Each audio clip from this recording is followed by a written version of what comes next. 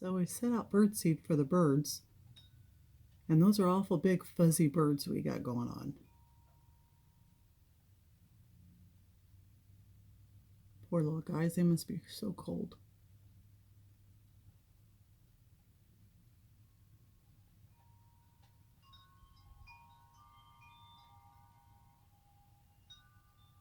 Got lots of snow coming down. And it's super, super cold out.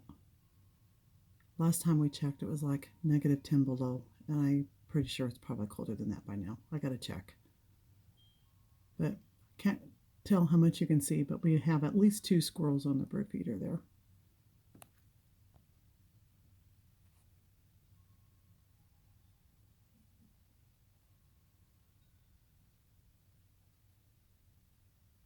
He's a fat one too. There's a skinnier one on the other side. At least he was.